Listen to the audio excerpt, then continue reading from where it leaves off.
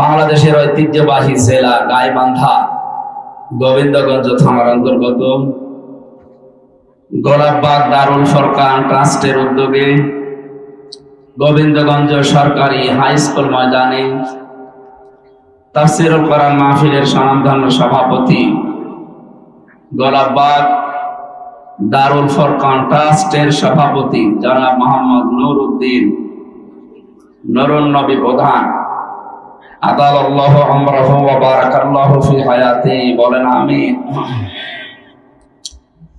জান্নাতের ভেতরে একটা অনুষ্ঠান আল্লাহ নিজে করবে, নিজেই থাকবেন সভাপতি। বিশ্বনবী মুহাম্মদুর রাসূলুল্লাহ হবেন প্রধান অতিথি। যারা জান্নাত পাবে তারা থাকবে শ্রোতা। দাউদ আলাইহিস সালাম তার কণ্ঠ দিয়ে কোরআনে কারিমের সূরা রহমান তেলাওয়াত করে শোনাবে। অনুষ্ঠান উদ্বোধন হবে। আল্লাহ রাব্বুল আলামিন নিজের কুদরতের কণ্ঠ দিয়ে সূরা ইয়াসিন কোরআনটা তেলাওয়াত করে জান্নাতি বান্দা বান্দীদের শোনাবে। 50 আলফা সানা মিম্মা তাউদ্দুন। আল্লাহর কণ্ঠে এক একটি আয়াত শুনতে সময় লাগবে 50,000 বছর।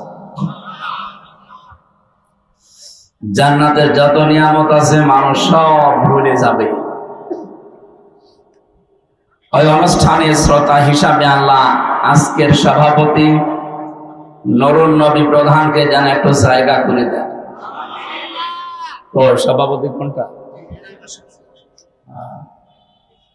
আল্লাহ তার জীবনের ভালো যেগুলো ছিল কাজ এগুলো মঞ্জুর করেন। মানুষ হিসাবে মাস্ট বি কিছু অন্যায় আছে। আদম সন্তান যেহেতু, ইনসান শব্দের শাব্দিক অর্থ ভুল করা, ভুলে যাওয়া। আমাদের আদি পিতা হযরত আদম আলাইহিস সালাম থেকে এটা আরম্ভ হয়েছে যে ভুলে যাওয়া। এই ভুলে যাওয়ার রোগ আমাদের ভেতরেও আছে। সুতরাং ওনার জীবনে যে ভুলগুলো ছিল আল্লাহ যেন মাফ করে দেন। সভাপতি জনাব আবুল হোসাইন সরকার, সাবেক আমির বাংলাদেশ জামাত ইসলামের গোবিন্দগঞ্জ উপজেলা শাখা। প্রধান অতিথি বিশিষ্ট চিকিৎসাবিদ, রাজনীতিবিদ, সমাজসেবক, বাংলাদেশ জামাত ইসলামী গাইবান্ধা জেলার সাবেক জেলা আমির জননেতা জনাব ডাক্তার আব্দুর রহিম সরকার। এতক্ষণ যারা আলোচনা রাখলেন মাওলানা ইয়াসির আরাফাত জিহাদি, মাওলানা আব্দুস সালাম নাটোরি, বিশেষ অতিথি যত মানুষের নাম দিয়েছেন দোয়া করছি সবার জন্য। ওয়ারাফা'না লাকা যিকরাক। আল্লাহ সবার মর্যাদা সম্মান যেন আরো বাড়িয়ে দেন, বলেন আমিন।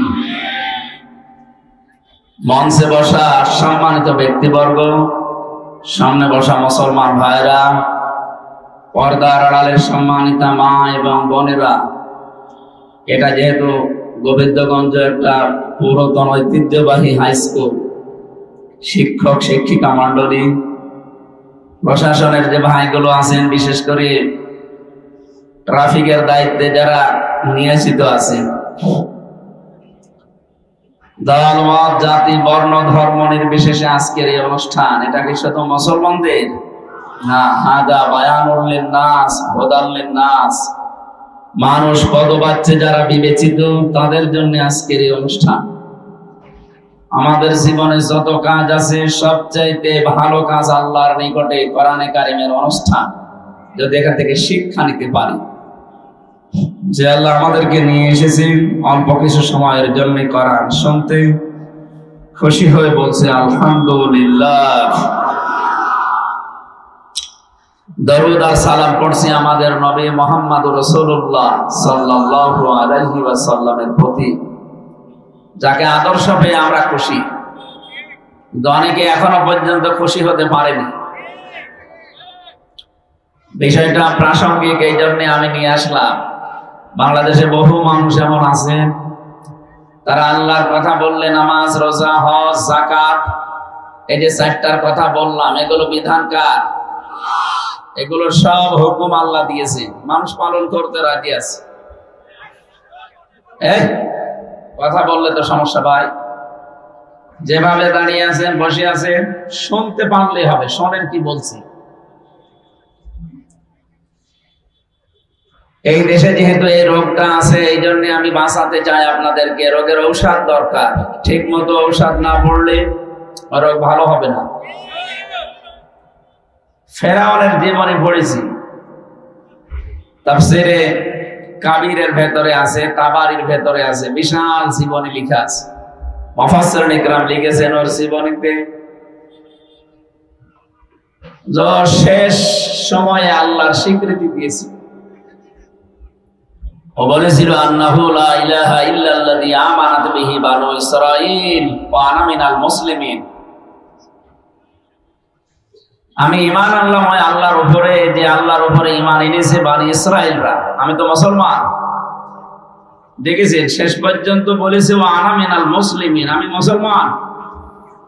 এরপরও ফেরেশতারা যে আমারে এই পানির ভেতরে বারবার চোবায়, আবার উপরে তোলে, আবার নিচে নিয়ে যায়, এটা ফেরেশতাদের উচিত হচ্ছে? আল্লাহ তখন ডাক দিয়েছিলেন, এখন এর আগে তুমি বড় ফ্যাসাদ সৃষ্টিকারী, স্বৈরাচারী, বিশৃঙ্খলা সৃষ্টিকারী, সন্ত্রাসী, এই সমস্ত শব্দগুলো দিয়ে আল্লাহ তাকে ডাক দিয়েছিলেন যে এর আগে এই কর্মকাণ্ডগুলো তোমার জীবনে ছিল। এখানে দুইটা মাসলা বের হয়। ফেরাউনকে আল্লাহ পথ দেখাননি, শেষ পর্যন্ত আর হেদায়েত দেননি, বেঈমান অবস্থায় লোকটা মারা গেছে দুইটা কারণে। এক নম্বরে ও ফ্যাসাদ সৃষ্টিকারী ছিল, বিশৃঙ্খলা তৈরি করেছিল দুনিয়ায়, সন্ত্রাসী কর্মকাণ্ডে জড়িত ছিল, ভীতিপূর্ণ অবস্থা তৈরি করে ফেলেছিল দেশে। এই জন্য আল্লাহ তার ঈমান দেয়নি। শেষে এমনও আছে জিবরাইলের মুখের ভেতরে কাঁদা লাগিয়ে দিয়েছিল যেন আর কিছু বলতে না পারে। তাহলে এই আয়াত থেকে শিক্ষা পাওয়া যায়, দুনিয়াতে যাদের জীবনে জুলুম বেশি হবে, যারা স্বৈরাচারী হবে, এ মানুষগুলো যদি শেষে যে ভালো হওয়ার কথা বলেও আল্লাহ তা গ্রহণ করে না। এই জন্য 15.5 বছর যাদের জুলুমের মাত্রা একেবারে সীমা ছাড়িয়ে গেছে, এখন যদিও মানুষগুলো বলে আমরা ভালো হয়ে যাব, আমার মনে হয় এদের কপালে আল্লাহ হেদায়েত নাও দিতে পারে। কেন বললাম বলেন তো? আল্লাহু লা ইয়াহদিল কওমাজ জালিমিন, বহু জায়গায় আল্লাহ আয়াতটা দিয়েছেন কোরআনে। ইয়াহদি এটা মজারে, বর্তমান, ভবিষ্যৎ, প্রেজেন্ট, ফিউচার। আল্লাহ বলেন যারা জালেম এদেরকে আমি হেদায়েত দিচ্ছি না, পথ দেখাচ্ছি না, ভবিষ্যৎও দেখাবো না। এখানে ভবিষ্যৎ বলতে আল্লাহর কথা কিয়ামত পর্যন্ত। সুতরাং আমাদের সতর্ক হওয়া লাগবে, আমরা যেন জালেম হয়ে না যায়। যদি আমার জীবনে জুলুমের মাত্রাটা বেশি হয়ে যায়, সে যে জায়গায় হোক, পরিবারে হোক, সমাজে হোক, রাষ্ট্রে হোক, জনগণের উপরে হোক, যদি কেউ জুলুমকারী হিসাবে পরিগণিত হয়ে যায়, তাহলে সে আল্লাহর হেদায়েত থেকে বঞ্চিত হয়ে যাবে। কথা বুঝতেছে? দ্বিতীয় নাম্বার, ফেরাউনকে হেদায়েত না দেওয়ার পেছনে কারণ হচ্ছে এই লোকটা আল্লাহর স্বীকৃতি দিয়েছিল, কিন্তু ওই জামানায় যিনি প্রেরিত পুরুষ, আল্লাহর পাঠানো নবী এবং রাসূল হযরতে মূসা কালিমুল্লাহ, তার স্বীকৃতি সে মরণের আগেও দেয়নি। ও যদি বলতো আন্নাহু লা ইলাহা ইল্লাল্লাহ মূসা কালিমুল্লাহ, আল্লাহরে মাফ করে দিত। কিন্তু আল্লাহর স্বীকৃতি শুধু দিয়েই শেষ করে দিয়েছে। জামানার প্রেরিত পুরুষ যিনি, তার স্বীকার সে করে নাই। আজ বাংলাদেশে বহু মানুষ নামাজ পড়তে বলবেন রাজি হয়, রোজা রাখতে বলবেন রাজি হয়, হজ করতে বলবেন টাকা খরচ করেও রাজি হয়, দান সাদকা মাঝে মাঝে করতে বলবেন করবে। কিন্তু এই জামানার প্রেরিত পুরুষ যিনি, আল্লাহর নবী এবং রাসূল মুহাম্মাদুর রাসূলুল্লাহ, এ মানুষের আদর্শ যখন মানতে বলা হয়, তখন এই লোকটা রাজনীতির গন্ধ খোঁজে। কথা বুঝতেছে? আমি কি বেশি বলে ফেললাম? এরকম মানুষ দেশে নেই? হ্যাঁ, নবীজিদের 23 বছরের জিন্দেগি নবুয়তের বলা হয়, 40 থেকে 63। এই 23 বছরেরও 13 বছর মানতে রাজি আছে, কারণ 13 বছর নবীজি শুধু মায়ের খেয়েছিলেন। কথা বলেন না কেন? 13টা বছর তিনি অত্যাচারিত, জুলুম, নির্যাতনে নিষ্পেষিত হয়েছিলেন। 3টি বছরের ভেতরে জেলেও ছিলেন। তার যে জেল, আমাদের এই জেলের মতো খাবার দেওয়া হতো না, তিনি গৃহবন্দী ছিলেন। শিয়াবে আবি তালিব নামে এই জেলখানায় 3টা বছর প্রায় 54 জন মানুষকে নিয়ে তিনি পড়েছিলেন। এই কথাগুলো যখন বলবেন, কিছু মানুষ আছে বলে বেগে কান্নাকাটি করবে, বলবে হুজুর আপনিও কাঁদেন আমরাও কাঁদি। এই লোকটার কাছে যখন বাকি 10 বছর মদিনার জীবনে তিনি যে রাষ্ট্রপ্রধান ছিলেন, আর রাষ্ট্রপ্রধান হতে হলে কি করা লাগে, এই কথাগুলো যখন বলা হয় তখন বলে কি এটা তো রাজনীতি, এটা দুনিয়ার কাজ। যেই নবী 13 বছর মক্কায় মার খেয়েছিলেন, ওই নবী 10 বছর মদিনাতে যতগুলো কাজ করেছেন, 13 বছর মেনে নিলে 10 বছর মানা লাগবে। ওই 10 বছরে যেহেতু তিনি রাষ্ট্রপ্রধান ছিলেন, রাষ্ট্রের সর্বাধিনায়ক ছিলেন, রাষ্ট্রের প্রধান হওয়ার জন্য যে কাজগুলো করা লেগেছিল, মদিনাতে যাওয়ার পরেই তিনি ইহুদি খ্রিস্টান আর মুশরিকদের সাথে সন্ধি করেছিলেন। এটা তো আমি বানালাম নাকি? ঐতিহাসিক ভাবে সত্য কথা। আউস, খাজরাজ, বনু কায়নুকা, ইহুদি খ্রিস্টান আর মুশরিক, এই 3টা দলকে নিয়ে মদিনায় নবীজির যে ছোট একটা দল, এই দিয়ে তিনি 4 দল গঠন করেছিলেন। তাহলে 4 দল গঠন করা এটা বানানো না, এটা নবীর জীবনীতে আছে। এটা যদি প্রয়োজন হয় ইসলামের জন্য, মানবতার জন্য, দেশের জন্য, 4 দলীয় জোট করা জায়েজ আছে। এখন যদি বলেন হুজুর কোন দিকে যাচ্ছেন, কোন দিকে না, ইসলাম এইভাবে এসেছে। বিশ্ব নবী কি জানতেন না যে না ইহুদি খ্রিস্টান বৌদ্ধ এরা, এই মুশরিকরা প্রকাশ্য শত্রু, এদের সাথে আমি কিসের জোট করব? নবীজি ইসলামকে এগিয়ে নেওয়ার জন্য জোট করেছিলেন, না ইসলাম ধ্বংস করার জন্য? এতটুকু শিক্ষা এখান থেকে নিতে পারেন না। আজ যারা সত্যি ইসলামের ধ্বজাধারী, সত্যি ইসলামকে যারা রাষ্ট্রীয় ভাবে এই 10 বছরের মতো দেখতে চায়, ওই মানুষগুলো যদি ইহুদি খ্রিস্টান মুশরিকদের মতো মানুষদের সাথে জোট করা লাগে করবে। কারণ 13 বছর মায়ের খাওয়া ওয়াজ তো ভালো শোনেন, 10 বছর রাষ্ট্রপতি ছিলেন, এই ওয়াজ শুনতে মনে চায় না? নবীজি তো 13 বছর মায়ের খেয়েছিলেন, আমরা তো অলরেডি 15 বছর মায়ের খেয়ে ফেলেছি। কথা বলে না কেন? অন্তত 15টা বছর আমাদের জীবনে শুধু মায়ের খাওয়াই গেল। এখন আমাদের কি মনে চায় না নবীর মতো 10 বছর একটু চেয়ারে বসি? আপনি এবার মনে করছেন হুজুর মনে হয় দুনিয়াদার হয়ে গেল। তাহলে নবী যে দুনিয়াদার ছিল? বলেন, বিশ্ব নবী যদি 10টা বছর চেয়ারে বসার পর রাষ্ট্রপ্রধান হয়ে 10 বছরে কোরআন দিয়ে মদিনা চালানোর পরে তিনি ঘোষণা দিয়েছিলেন খায়রুল কুরুনি করনি, আমার যুগ শ্রেষ্ঠ যুগ। আমার তো মনে হয় বাংলাদেশে যদি 10টা বছর কোরআনে কারিম দিয়ে যোগ্য এবং সৎ এ মানুষ দিয়ে চালাতে পারেন, এদেশে 10 বছর পরে শুনতে পারবেন খায়রুল কুরুনি করনি। ওইটা শোনার জন্যই তো আমরা চাই। শুধু সৎ মানুষ হলে হবে না, যোগ্য হওয়া লাগবে। এ বাংলাদেশে 15.5 বছরে আমরা সৎ মানুষ অনেককে দেখেছি, কিন্তু সৎ মানুষগুলো যোগ্য না হওয়ার কারণে তার ওই জায়গাটা ঠিক রাখতে পারে নাই।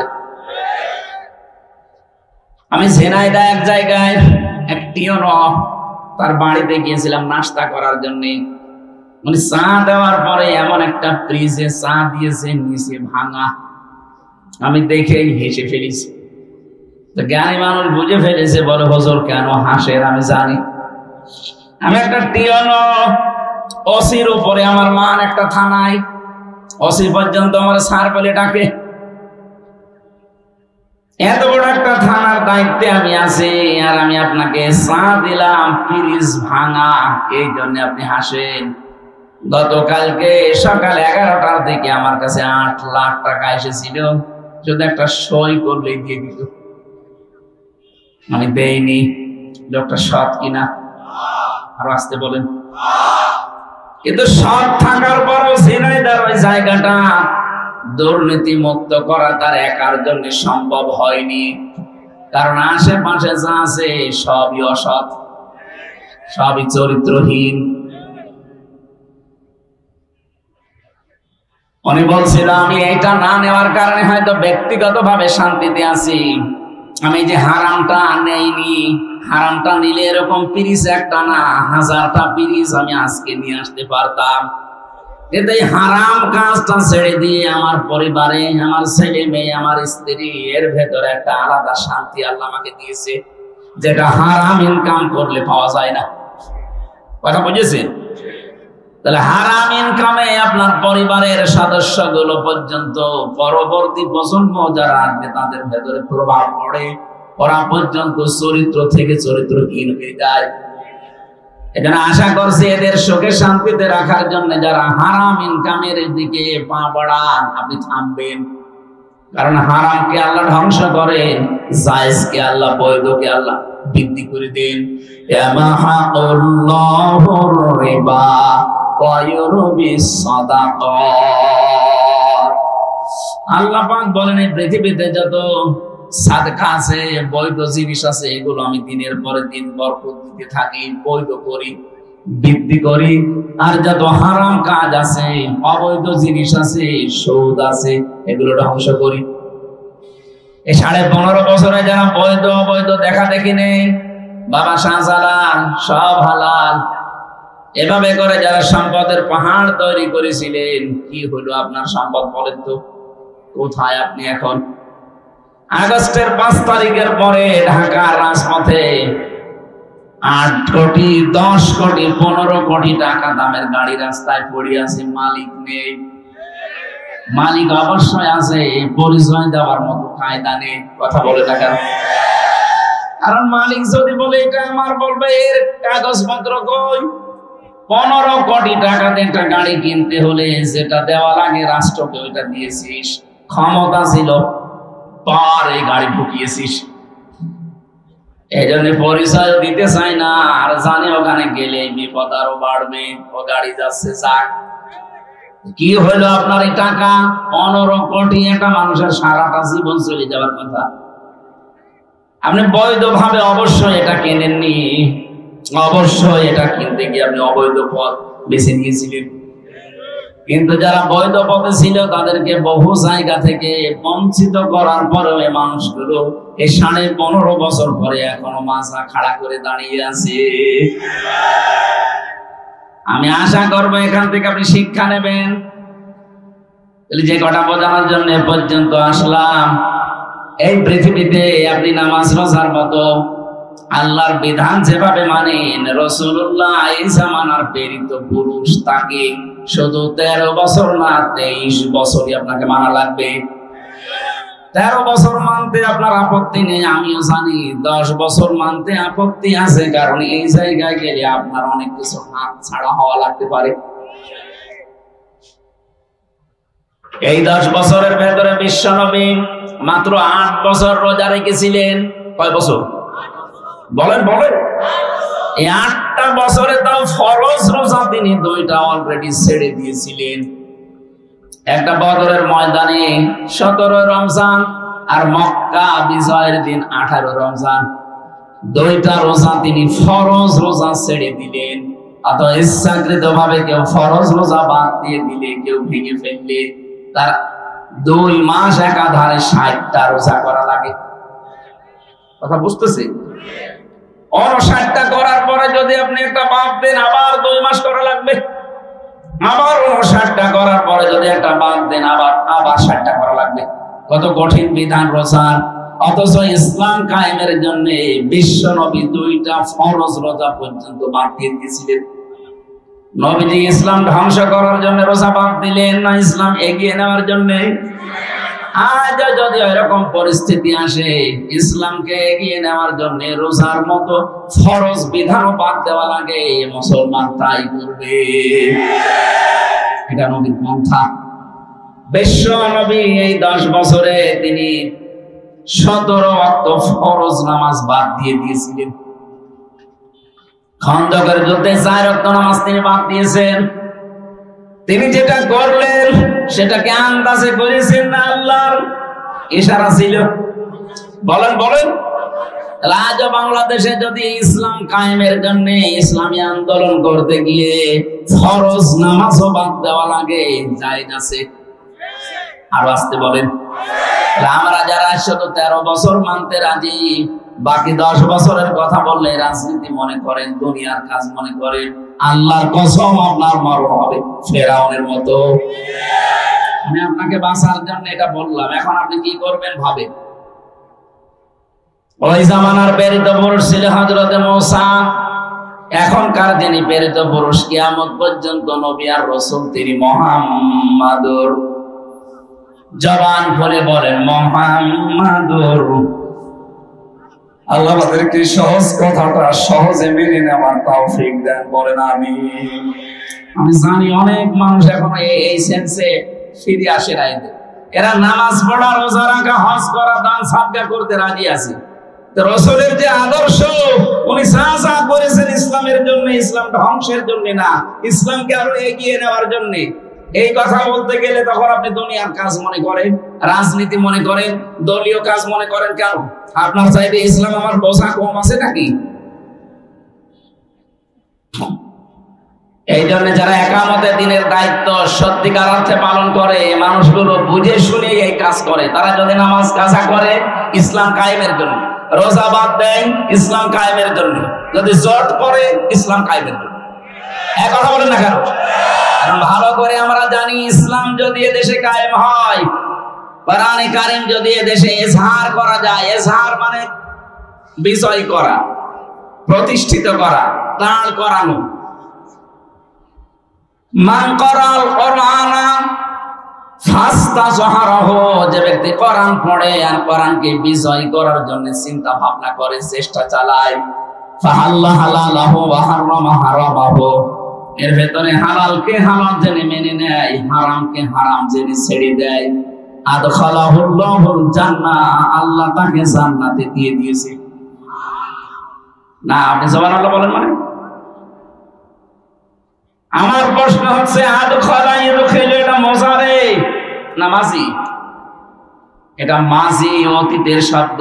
আদখালা, নবীজি কেন বললেন আদখালাহুল্লাহুল জান্নাহ? আল্লাহ তাকে জান্নাতে দেবে না দিয়েছে? দিয়ে দিয়েছে। দিয়ে দিয়েছে কেন বললেন? আপনি তো এখনো মরেননি, জান্নাতে গেলেন কি করে? জবাব হচ্ছে সত্যি যদি ইসলাম প্রতিষ্ঠিত হয়ে যায়, ইসলাম বিজয় থাকে কোন জায়গায়, ওখানে যে পরিবেশটা তৈরি হয়, হালালকে হালাল মানা যায়, হারামকে হারাম মেনে ছেড়ে দেওয়া যায়, ওই পুরা জায়গাটা আমার আল্লাহ মিনি জান্নাত বানিয়ে দেয়। আপনি যেন মরণের আগে অন্তত জান্নাতে প্রবেশ করে ফেলেছেন।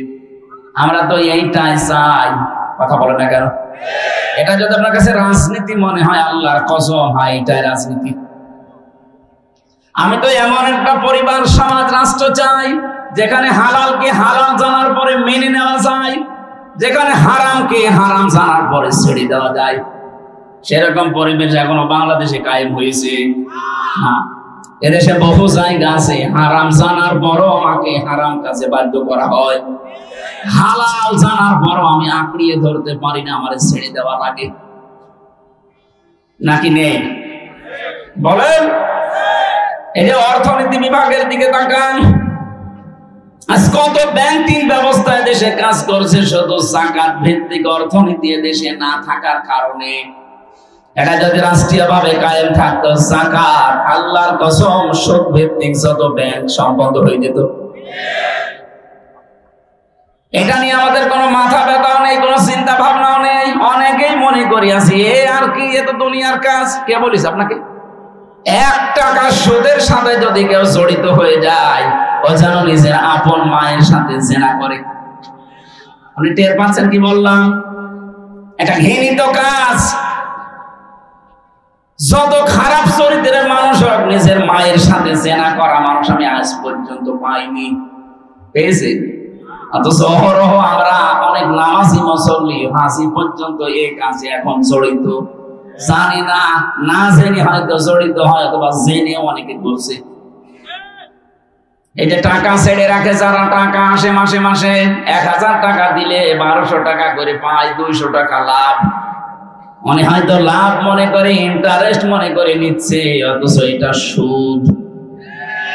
আজকে বলেন, এই সুদ যারা খাচ্ছেন তারা মায়ের সাথে অলরেডি জিনা করে আসলেন। আপনি হয়তো না জেনে করছেন, এখন তো জানলেন। কি কথা বলেন না কেন? অনেক মানুষ কিন্তু এখন কানের ভেতরে আঙ্গুল দিয়ে আছে, অথবা এদিক ওদিকে তাকিয়ে আছে, ওর ধান্দা আছে আমি জানি না তাই মানি না, দাঁত খুলে ফেলবে। জানেন না মানে ইসলামের কোন বিধান যদি কেউ জানে কিন্তু মানে না, তার একটা গুনাহ হবে, কারণ সে জানার ফরজ আদায় করে ফেলেছে, মানার ফরজ তার আদায় হয়নি। গুনাহ হবে কয়টা? আরো জোরে জবাব দেন। ইসলামের কোন বিধান আপনি জানেনও না, মানেনও না, আপনার ডবল গুনাহ হবে। আপনি জানেনও না একটা গুনাহ, মানেন না আর একটা গুনাহ। আপনি জানেন না কেন?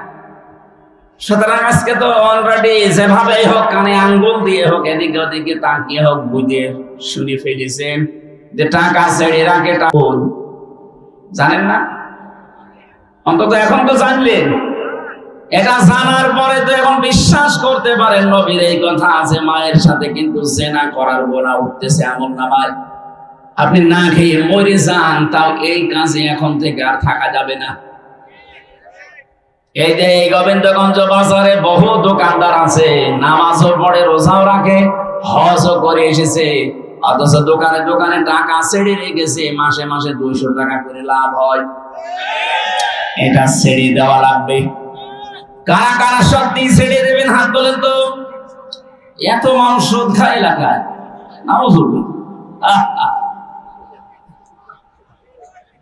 এই দাঁড়িয়ালা মানুষ। আপনাকে বুঝে শুনে হাত তুললেন নাকি আন্দাজে? আন্দাজে, ঠিক আছে, বুঝে শুনে হাত তুলবেন, আন্দাজে হাত তুলবেন না।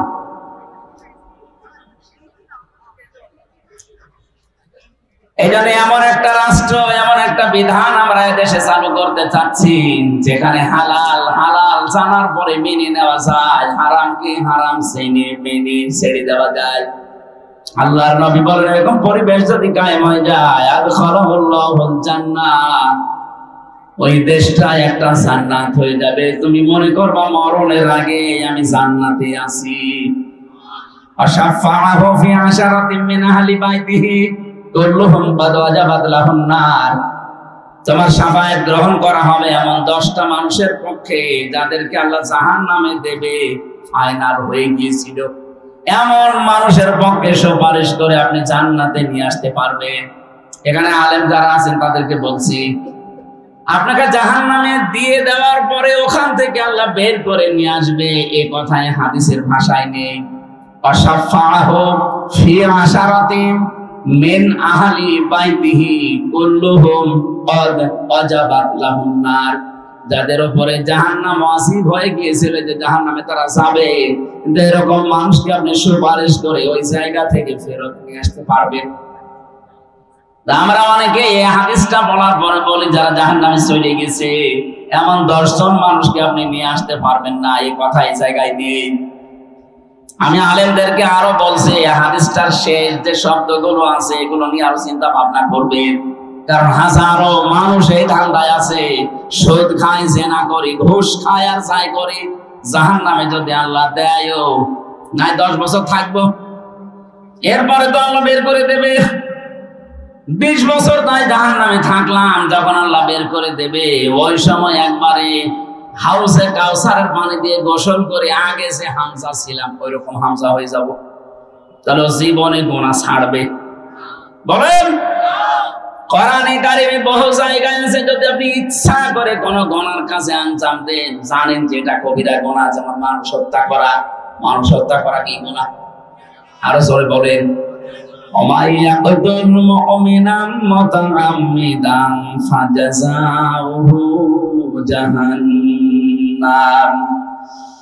সূরা নিসার 93 নম্বর আয়াতে আল্লাহ জানিয়েছেন, কোন মানুষ যদি ইচ্ছা করে কোন মুমিনকে হত্যা করে, আপনি একেবারে নিরপেক্ষ দৃষ্টি দিয়ে বলেন তো 2024-এর 5 আগস্টের আগ পর্যন্ত এদেশে যত মানুষ হত্যা হয়েছে ইচ্ছা করে না অনিচ্ছা করে?